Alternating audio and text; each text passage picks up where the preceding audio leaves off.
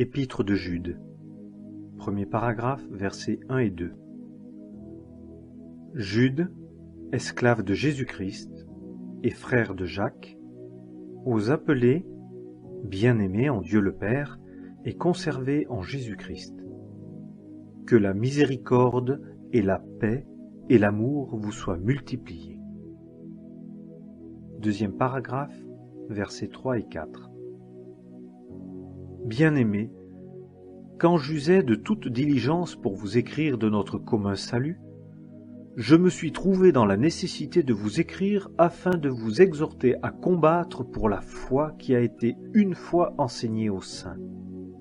Car certains hommes se sont glissés parmi les fidèles, inscrits jadis à l'avance pour ce jugement, des impies, qui changent la grâce de notre Dieu en dissolution et qui renient notre seul Maître et Seigneur Jésus-Christ.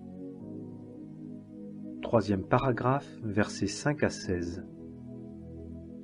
Or, je désire vous rappeler, à vous qui une fois saviez tout, que le Seigneur, ayant délivré le peuple du pays d'Égypte, a détruit ensuite ceux qui n'ont pas cru, et qu'il a réservé dans les liens éternels, sous l'obscurité, pour le jugement du grand jour, les anges qui n'ont pas gardé leur origine, mais qui ont abandonné leur propre demeure, comme Sodome et Gomorrhe et les villes d'alentour s'étant abandonnées à la fornication de la même manière que ceux-là, et étant allés après une autre chair, sont là comme exemple, subissant la peine d'un feu éternel.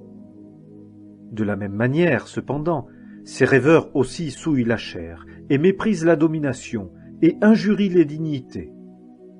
Mais Michel, l'archange, quand, discutant avec le diable, il contestait touchant le corps de Moïse, n'osa pas proférer de jugement injurieux contre lui, mais il dit « Que le Seigneur te censure ».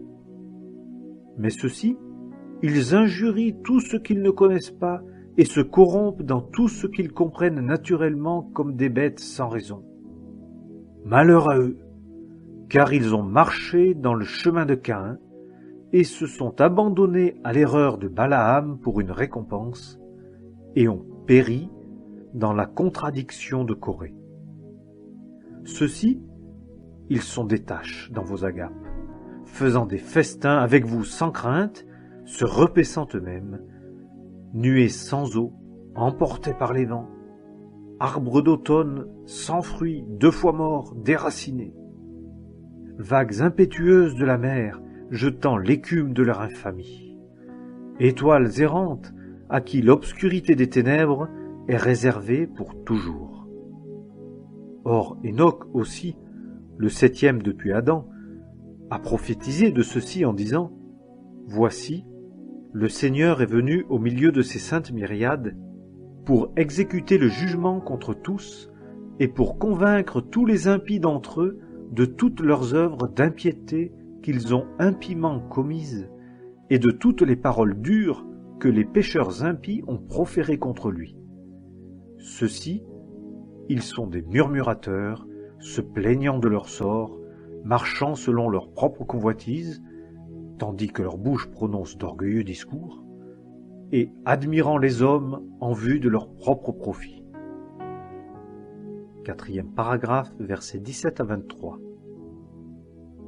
Mais vous, bien-aimés, souvenez-vous des paroles qui ont été dites auparavant par les apôtres de notre Seigneur Jésus-Christ, comment ils vous disaient que, à la fin du temps, il y aurait des moqueurs, marchant selon leur propre convoitise d'impiété. Ceux-ci sont ceux qui se séparent eux-mêmes, des hommes naturels, n'ayant pas l'esprit. Mais vous, bien-aimés, vous édifiant vous-même sur votre très sainte foi, priant par le Saint-Esprit, conservez-vous dans l'amour de Dieu, attendant la miséricorde de notre Seigneur Jésus-Christ pour la vie éternelle. Et les uns qui contestent, reprenez-les. Les autres, sauvez-les avec crainte, les arrachant hors du feu, haïssant même le vêtement souillé par la chair.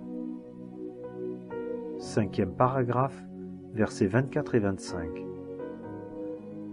Or, à celui qui a le pouvoir de vous garder sans que vous bronchiez, et de vous placer irréprochable devant sa gloire avec abondance de joie, au seul Dieu, notre Sauveur, par notre Seigneur Jésus-Christ, gloire, majesté, force et pouvoir, dès avant tout siècle et maintenant et pour tous les siècles.